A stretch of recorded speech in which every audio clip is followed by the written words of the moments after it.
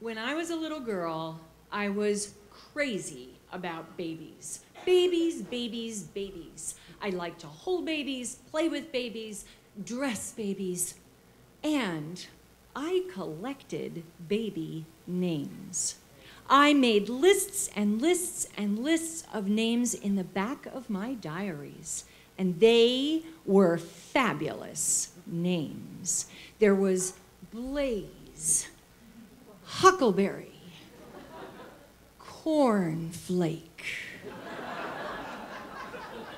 Now, these names may have been better suited to a troll doll or a pony, but I was 8 years old and I liked them. And I kept on collecting. I was going to have a bunch of kids and I needed a bunch of good names. I had my whole life planned. I was going to marry a handsome architect. His name would be Greg. And we were going to have a ranch in the mountains of Colorado. Every Monday, Greg would leave in our helicopter to fly to Denver, where his office was. And I would stay home with our 5 children, doing really creative, cool mom things all week. And then, on Friday afternoon, I would line up Huckleberry and Cornflake and Merlin and Harley and Rain, and we would watch as Daddy landed the helicopter, and we would all run and hug. It was going to be great. Then when I was 20, I got really sick, and the doctors said I would not be able to have any children. Don't even bother with birth control. Well, I was devastated.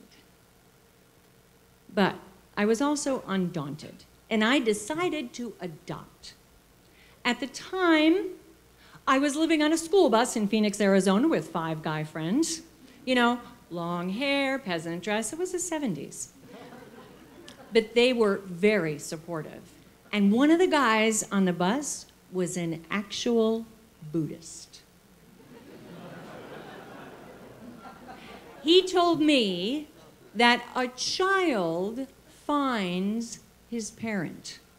A child chooses who to come to. Well, I found out this was true because the first time I laid eyes on my little girl and she looked at me with these deep, wise eyes, I was in love. From my list of names, I chose Theodora Bear, and I called her Bear for short, which I thought was a strong name for a girl.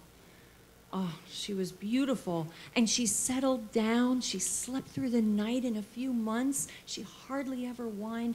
I took her to Europe when she was still tiny, and she learned to hide under the seat on the train so I wouldn't have to pay the extra fare to the conductor. Adorable, right? We were together for 11 years, which is pretty good for a border collie mix. When she died, I was so sad.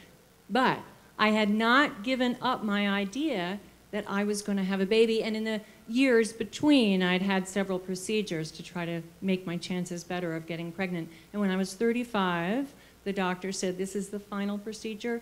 You do have a little chance, but you've got to get going. You need to get out there and do that. I had just broken up with a 2-year relationship. There was nobody on my horizon, so I was going to have to let fate take its role.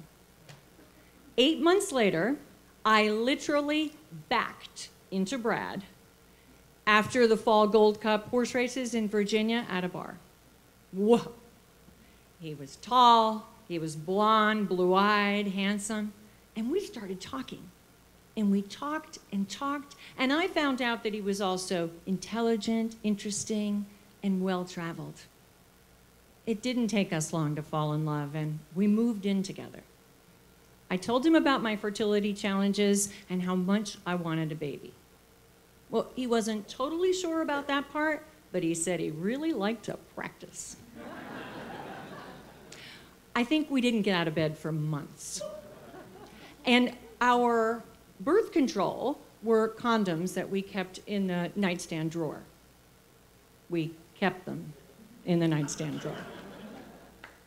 Some months later, we were having a cocktail, and I was sipping my drink, and it just tasted awful. The next morning, while I was making coffee, the smell of it made me sick. I ran to the People's Drugstore, and I felt like such a fraud buying yet another pregnancy test. I'd been disappointed so many times before. But this time, when I got home, it turned blue. I was drop-jaw stunned and so excited. And when I told Brad, he was drop-jaw stunned.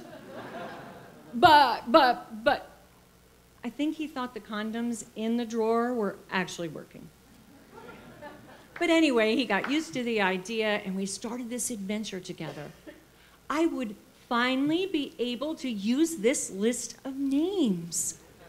I was a little older, but I still wanted something cool, creative, individual, androgynous, with a great nickname. Let's see, Huckleberry? No. Cornflake? Definitely no. Skylar? Sky? Yeah, that would be it. Now, for all the trouble I had getting pregnant, being pregnant was great. And my delivery was really thrilling.